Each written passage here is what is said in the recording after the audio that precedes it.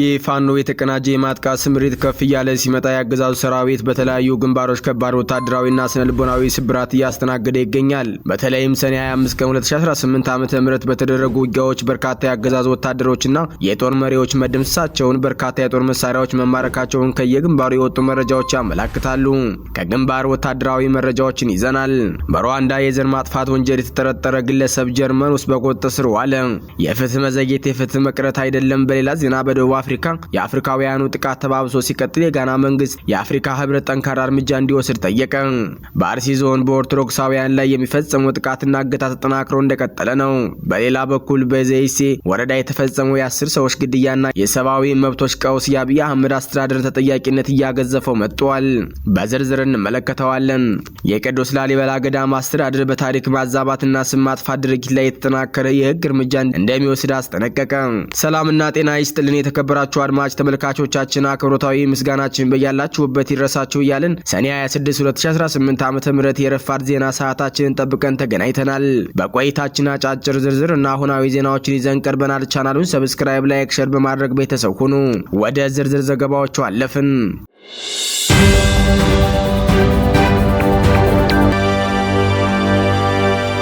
የፋኖ የተቀናጀ የማጥቃት ስምሪት ከፍ ያለ ሲመጣ ያገዛዙ ሰራዊት በተለያዩ ግንባሮች ከባድ ወታደራዊና ስነልቦናዊ ስብራት እያስተናገደ ይገኛል።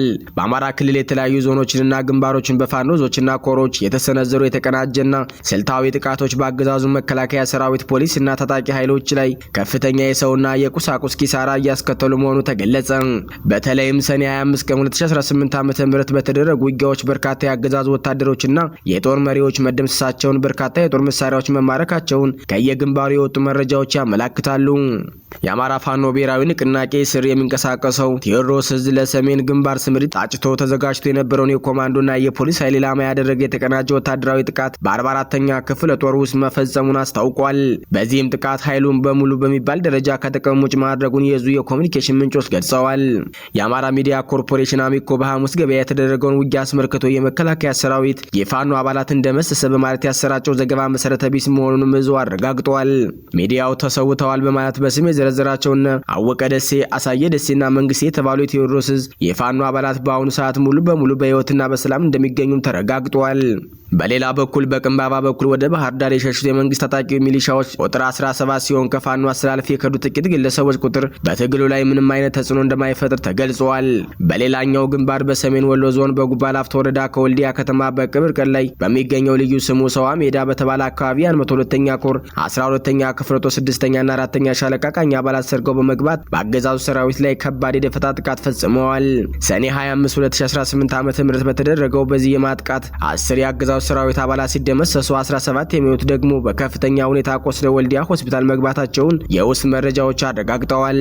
7 የኬ 47 ክላሽንኮቭ ጠመንጃዎች፣ 400 የክላሽ ጥይት ተኳሽ፣ 10 የፋዋን የእጅ ቦምብ፣ 6 የወገብ ትጥቅ፣ 9 የክላሽንኮቭ ካዝና ሲማረክ 10 ወታደራዊ አባላት ሙተዋል። 17 ተጨማሪ የወታደሩ ጓዶች ቁስለኛም ሆነዋል።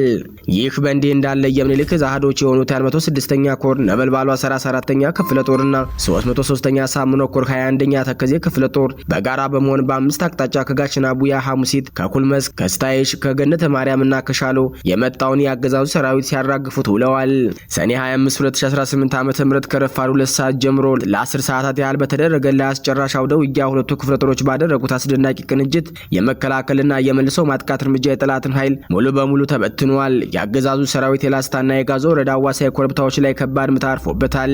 በዚያ አውደ ውጊያ አንድ ሻለቃ መሪን ጨምሮ 53 እግረኛ ሰራዊት ሲሞት 39 ቁስለኛ ሆነዋል።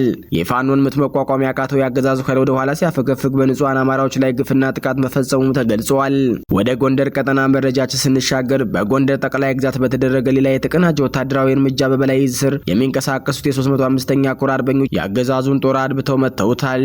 የፋኖ የማጥቃት አቅም እንደ አቦሸማኔ በፍጥነት የተመዘገዘገበት እንደነበር የተገለጸ ሲሆን ያገዛዙ ጦር ሙሉ በሙሉ ተፈረካክሶ መበተኑ ታውቋል። በዚህ ቀጠና ተጋድሎ የሻለቃ አዛዡን ጨምሮ ከ50 በላይ መደበኛ ወታደራዊ ወታደሮች ላይ መለሱ ተሸኝተዋል። 125 ወንበር ጠባቂ ኃይሎች ከባድ ቁስለኛ ሆነዋል። አንድ ብሬን ከነሙሉ ሸንሸሉና ከ50 በላይ የክላሽንኮቭ ጠመንጃዎች ከሌሎች ወታደራዊ ቁሳቁሶች ጋር በፋኖ አባላት ቁጥጥር ስር ውለዋል። በጎጃም ቀጠና የጀብደኛው 206ኛ ኮር አዳይ ቡድን በደብረ ማርቆስ ከተማ ባደረገው ድንገተኛ ጥቃት ያገዛዙ የብርጌድ አመራሮችና ታጣቂዎች ተመቱ። የከተማዋ የብልጽግና ካድሬዎችና ሚሊሻዎች በከፍተኛ ስጋት ላይ መሆናቸውም ተገልጿል። በምስራቅ ጎጃም ዞን ዋና ከተማ ከደብረ ማርቆስና አካባቢዋ በከፍተኛ እልህና ወታደራዊ ስልት የሚንቀሳቀሰው የጀብደኛው 206ኛ ኮር አዳይ ቡድን የፋኖ አርበኞች ሰኔ 24 ለ25 ሌሊት በፈጸሙት የተቀናጀ ጥቃት በሰውና በቁስ ላይ ከፍተኛ ጉዳት አድርሰዋል። ይህ በተደጋጋሚ በከተማዋ እምብርት የሚፈጸመው ወታደራዊ ኦፕሬሽን በከተማዋ የሚገኙ የብልጽግና ካድሬዎችን ያስተዳድር መዋቅሩና ጠባቂ ሚሊሻዎችን ክፉኛ ማስጨነቁንና የደህንነት ስጋት ውስጥ መክተቱ ታውቋል።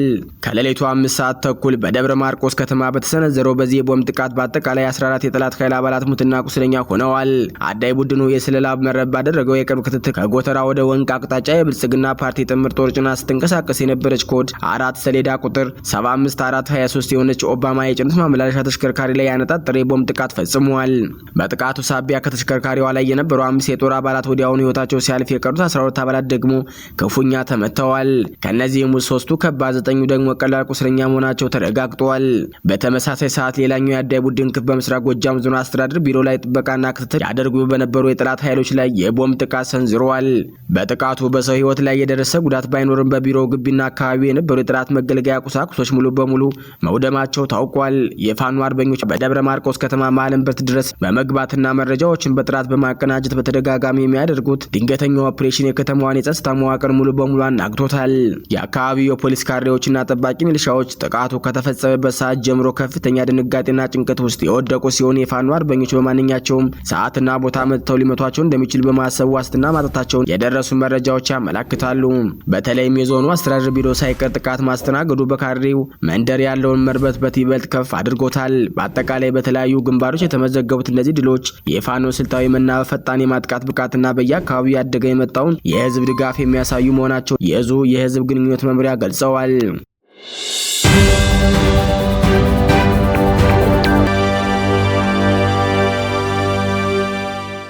በአርሲ ዞን በኦርቶዶክሳውያን ላይ የሚፈጸመው ጥቃትና እገታ ተጠናክሮ እንደቀጠለ ነው። በምስራቅ አርሲ ዞን በተለያዩ ወረዳዎች ውስጥ በንጹሃን ዜጎች በተለይም በኦርቶዶክስ እምነት ተከታዮች ላይ ያነጣጠረ ግድያ፣ እገታና መፈናቀል ተጠናክሮ መቀጠሉን ከአካባቢው የሚወጡ መረጃዎች አመላከቱ።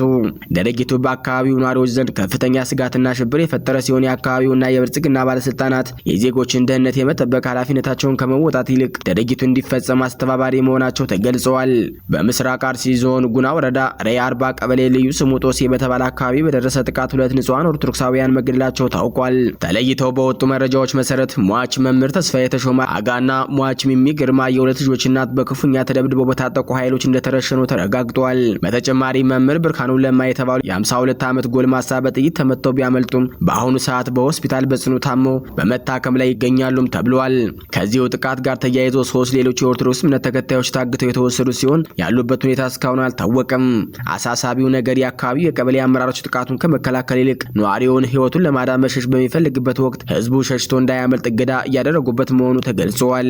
በተመሳሳይ ሁኔታ በዚሁ ዞን መርቲ ወረዳ ፈረንቀሳ አጃዊ ቀበሌ ልዩ ቦታው ሳጎሬ ቀርሳ በሚባል አካባቢ አቶ አባይ ታደሰ የተባሉ ኦርቶዶክሳዊ በአክራሪ ታጣቂዎች ተገድለዋል።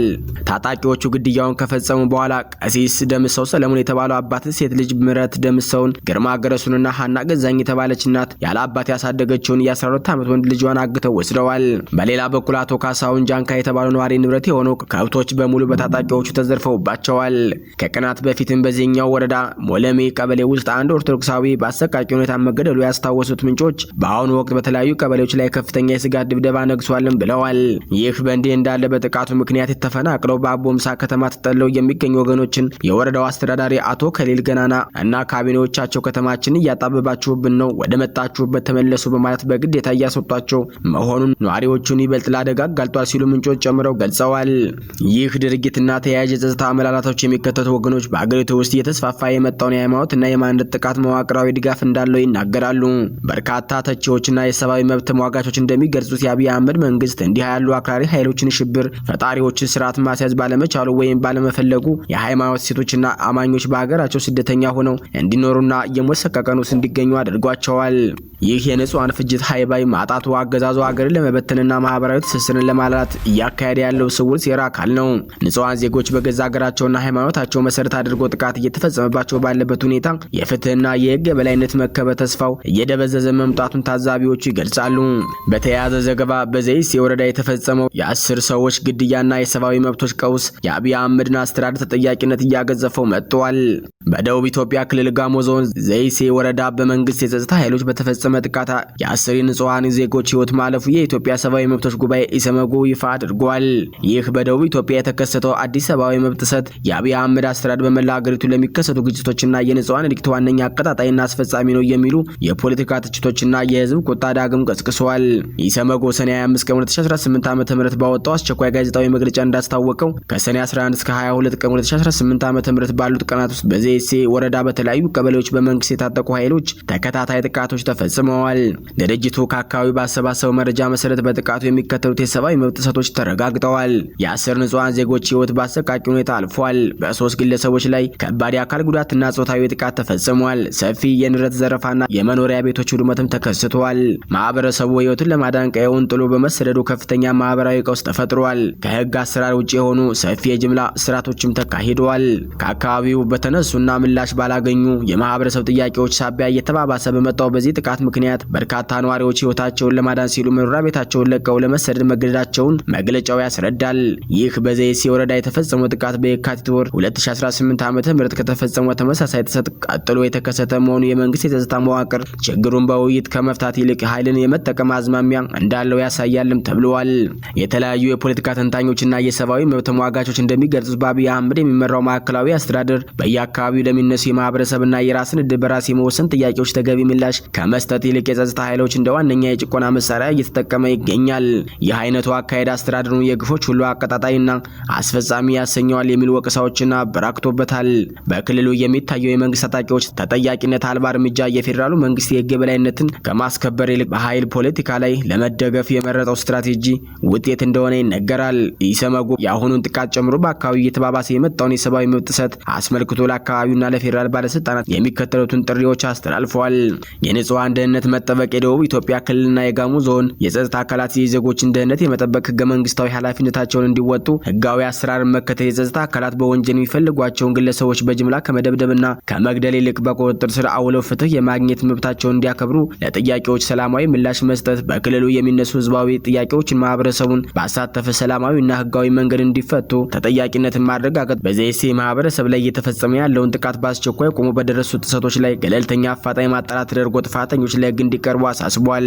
ጉዳዩን አስመልክቶ ከአርባ ምንጭ ዙሪያ ወረዳ አስተዳደር መረጃ ለማግኘት የተደረገው ጥረት እስካሁን ባይሳካም ወደፊት ተጨማሪ ምርመራዎችን በማድረግና የወረዳውን ምላሽ በማካተት ዝርዝር መረጃዎችን ይፋ እንደሚያደርግ ኢሰመጉ አስታውቋል።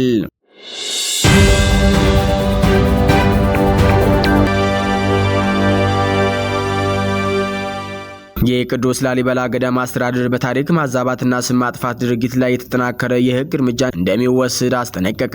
የቅዱስ ላሊበላ ገዳም ዓለም አቀፍ ቅርስ አስተዳደር ጽሕፈት ቤት ባወጣው መግለጫ በአንዳንድ የማህበራዊ ሚዲያ ተጠቃሚዎች፣ አርቲስቶችና አዝማሪዎች እየተፈጸመ ነው ያለውን የታሪክ ማዛባትና የስም ማጥፋት ድርጊት በጽኑ አወገዘ። ድርጊቱን የፈጸሙ አካላት በአስቸኳይ ይፋዊ ይቅርታ የማይጠይቁ ከሆነ ጉዳዩን ወደ ህግ አደባባይ እንደሚወስደው ጽሕፈት ቤቱ በጥብቅ አስታውቋል።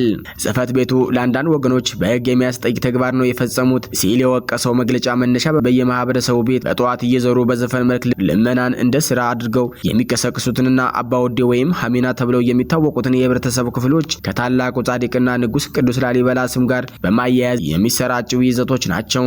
አንዳንድ የማህበራዊ ሚዲያ አንቀሳቃሾችና አርቲስቶች ለጊዜያዊ ጥቅምና ለእይታ ማሳደጊያ ሲሉ የታሪክ ፍልሰትን መበላሸት እየፈጠሩ መሆኑን የጠቀሰው መግለጫው ማንነታቸውንና አመጣጣቸውን በውል እየታወቀ በልመና ባህል ውስጥ የሚታዩትን እነዚህ ወገኖች በገናናው ንጉስ ስም መሰየም የድንቁርና ጥግና እጅግ አሳፋሪ ተግባር ነው ብለዋል። የላሊበላ ህዝብ ልመና የሚጸየፍ ታታሪ ነው። የቅዱስ ላሊበላ ህዝብ እውነተኛ ማንነትና እሴት ከመግለጫው ዓላማዎች መካከል አንዱ ሆኖ ተነስቷል።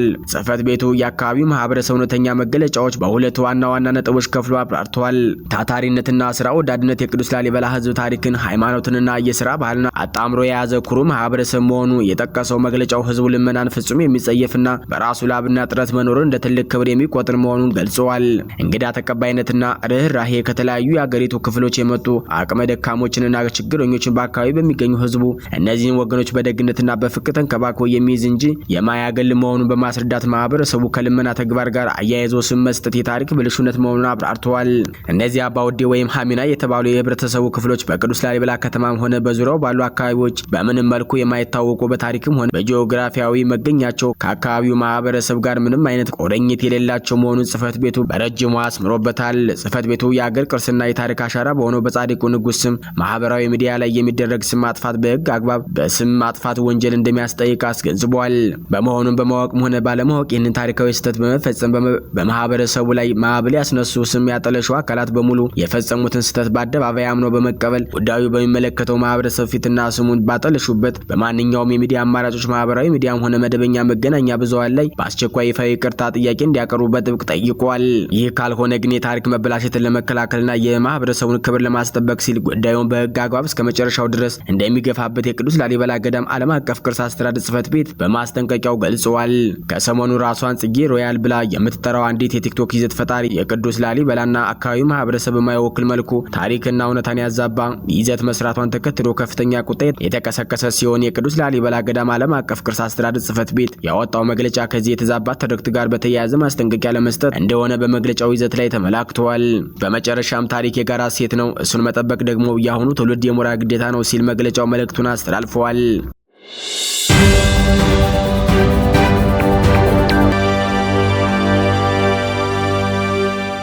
በሩዋንዳ የዘር ማጥፋት ወንጀል የተጠረጠረ ግለሰብ ጀርመን ውስጥ በቁጥጥር ስር ዋለ።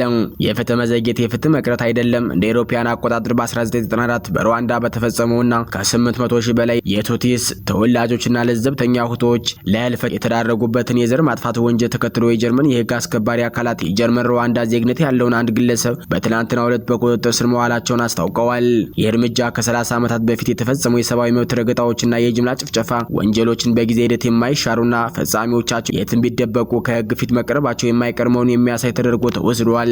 የጀርመን ፌዴራል አቃቢ ህግ እንዳስታወቀው በቁጥጥር ስር የዋለው ግለሰብ በሰሜን ምዕራብ ሩዋንዳ በአንድ ወረዳ ውስጥ በረዳት መሪነት ያገለግል በነበረ ወቅት ስልጣኑ ተጠቅሞ ከባድ ወንጀሎችን ፈጽሟል በሚል ተጠርጥሯል። ግለሰቡ የግድያ ትዕዛዝ በማስተላለፍ በ5 የተለያዩ አጋጣሚዎች ቢያንስ የ25 ቱትሲ ተወላጆች ግድያ በቀጥታ አዟል። በአንዱ ክስተት ላይ ተጠርጣሪው ራሱን በቀጥታ በማሳተፍ በሰዎች ላይ ጥቃት በማድረስ ለህልፈት መዳረጉ ተገልጿል።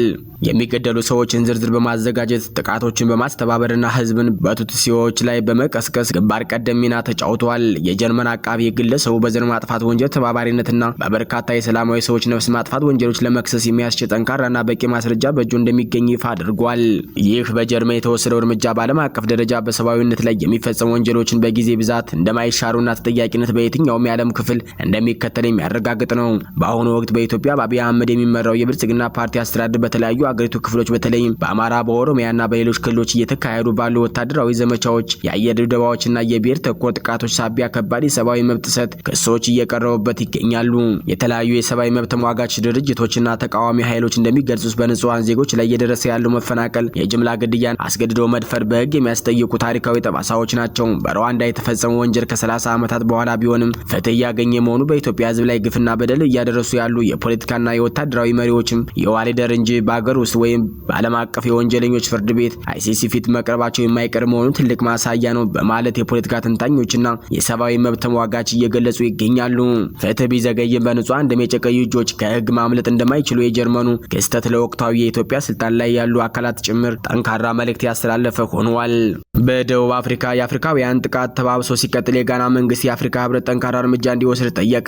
የሀገሪቱ ሰፊ የኢኮኖሚ የመሬትና የንብረት ሀብት ቁጥጥር ለ9% አናሳ ነጮች አሳልፋ የሰጠችው ደቡብ አፍሪካ ከቅርብ ጊዜ ወዲህ በአፍሪካውያን ስደተኞች ላይ የምታሳየው የውጭ ዜጎች ጥላቻና የኃይል ጥቃት ዛሬም በከፋ ሁኔታ መቀጠሉ ተዘግቧል። ይህ በደቡብ አፍሪካውያን ወገኖቻችን ላይ የሚፈጸመው ጥቃት በነጮቹ ላይ ባለመሆኑ ዓለም አቀፉ ማህበረሰብና የሀገሪቱ መሪዎች የያዙት አቋም የብዙዎችን ትችት እየሳበ ይገኛል። በቅርቡ በአንድ የነጮች ቤተሰብ ላይ የደረሰን ጉዳት ተከትሎ የዲሞክራሲና የእኩልነት አስጠባቂ ነኝ የምትለው አሜሪካ ከፍተኛ ጮት ማሰማቷ የሚታወስ ቢሆንም አሁን በአፍሪካውያን ላይ ለሚደርሰው ጥቃት ግን ያሳየችው ግብረ መልስ አነስተኛ ነው። በተመሳሳይ የአፍሪካ ህብረት መስራች መስራችና መቀመጫ የሆነችው እንዲሁም ከ500,000 በላይ ዜጎቿ በደቡብ አፍሪካ የሚኖሩባት ኢትዮጵያ እስካሁን ጠንካራና የሚታይ ተቃውሞ ሲያሰሙ አልታዩም። ከ40 ዓመታት በላይ ከዘለቀው የሁለትዮሽ ዲፕሎማሲያዊና የንግድ ግንኙነት ይልቅ በደቡብ አፍሪካ የሚኖሩ የ10,000 ዜጎቿ ደህንነት፣ ሰብአዊነትና አፍሪካዊ አንድነት ይበልጥ ያሳሰባት ጋና ግን ዝምታ ሰብራለች። የጋና መንግስት በሀገሪቱ በተደጋጋሚ የሚፈጸሙትን የውጭ ዜጎች ጥላቻ ጥቃቶች በይፋና በጠንካራ ሁኔታ በመቃወም ላይ ይገኛል። ኦክዴቶ አብላክዋ በጆይ ኒውስ ፋይል ፕሮግራም ላይ በሰጡት ቃለ ምልልስ ጋና በደቡብ አፍሪካ ውስጥ በሚንቀሳቀሱ የአፍሪካ ስደተኞችና የንግድ ተቋማት ላይ እየደረሰ ያለውን ተጽዕኖ ተከትሎ የደቡብ አፍሪካ መንግስት ተጠያቂነትን እንዲያረጋግጥና ጠንካራ እርምጃ እንዲወስድ እየጠየቀች መሆኑን አስታውቀዋል። ሚስተር አብላክዋ አክለውም የአፍሪካ ህብረት እነዚህ የውጭ ዜጎች የመጥላት ክስተቶች ለምንና እንዴት ሊከሰቱ እንደቻሉ በአስቸኳይ እንዲመረምርና በሀገሪቱ ላይ ጠንካራ አህጉራዊ እርምጃዎች እንዲወስድ ጥሪ አቅርበዋል። ይህ አይነቱ ተደጋጋሚ ጥቃት ለአፍሪካ ውህደት የሚደረገውን ጥረት እንደሚያዳክማ ያስጠነቀቁት ሚኒስተሩ በተለይም እንደ አፍሪካ አህጉራዊ ነጻ የንግድ አካባቢ ያሉ የአህጉሪቱን አንድነትና ኢኮኖሚ ለማሳደግ የሚቀርጹ ታላላቅ ራዕዮችን አደጋ ላይ የሚጥል ነው ብለዋል። ሰሞኑን በደቡብ አፍሪካ አንድ የጋና ዜጋ ኢላማ ተደርጎ መገደሉን ተከትሎ የጋና የውጭ ጉዳይ ሚኒስተር ይፋዊ የዲፕሎማሲያዊ መግለጫ አውጥቷል። ሚኒስተሩ ድርጊቱን በጽኑ ማውገዙ የገለጸ ሲሆን ወንጀለኞቹ በአስቸኳይ ተይዘው ለፍርድ እንዲቀርቡ ጠይቋል። የጋና መንግስት በደቡብ አፍሪካ ውስጥ ጋናውያንን ጨምሮ አፍሪካውያን ያነጣጠረ ይህንን ትርጉም የለሽ የአመጽ ተግባርና እየጨመረ የመጣውን የውጭ ዜጋ ጥላቻ ማዕበል በጠንካራ አነጋገር አውግዘዋል። የማንኛውም ሰውን ህይወት ማጥፋት ፈጽሞ ተቀባይነት የለውምና ለዚህ ተጠያቂ የሆኑት አካላት ያለምንም መዘግየት ለፍርድ መቅረብ አለባቸውም ብለዋል። የጋና የውጭ ጉዳይ ሚኒስትር በደቡብ አፍሪካ መንግስት ላይ ጠንከር ያለ ክስ ሰንዝረዋል። እንደሳቸው ገለጻ ጥቃቱን የሚፈጽሙት አካላት ከደቡብ አፍሪካ መንግስት ጀርባ ይሁንታ ያላቸውና ከተደራጁ የወንጀል ማህበራት ጋር የተገናኙ ናቸው። ሚኒስተሩ አክለውም የደቡብ አፍሪካ መንግስት ይህንን ችግር በቆራጥነት ለመፍታትና ስደተኞችን ለመጠበቅ የሚያስችል የፖለቲካ ፍላጎት የለውም ሲሉ በይፋ ወቅሰዋል። ይህ የጋና መንግስት የወሰደው ጠንካራ አቋም በአህጉሪቱ ስደተኞች ዙሪያ ባለው ዲፕሎማሲያዊ ግንኙነት ላይ አዲስ መነቃቃት እየፈጠረ ሲሆን የአፍሪካ ህብረትና ሌሎች አባል ሀገራትም በተመሳሳይ መልኩ ድምጻቸውን እንዲያሰሙ ግፊት እያደረገ ይገኛል። የጦርነት ፖሊሲ ተከታዩ አብይ አህመድ እንኳን በስደት ላይ ላሉ ኢትዮጵያውያን በሀገራቸው መጥተው ለመግባት ለሚጥሩ ዜጎች ጠበቃ ሳይሆን በስልጣኑ ቀጥለዋል። አድማጭ ተመልካች ቤተሰቦቻችን ለሰዓቱ የተዘጋጁ መረጃዎቻችን የተከታተላችኋቸውን ይመስሉ ነበር። ሀሳብ አስተያየታችሁን ኮሜንት መስጫው ላይ ጻፉልን። ቻናሉን ሰብስክራይብ ማድረጋችሁ እንዳዘነጉልን አሳስባችሁ ወደድን። በያላችሁበት መልካም ጊዜ ተመኘን። ቸር ቆዩን።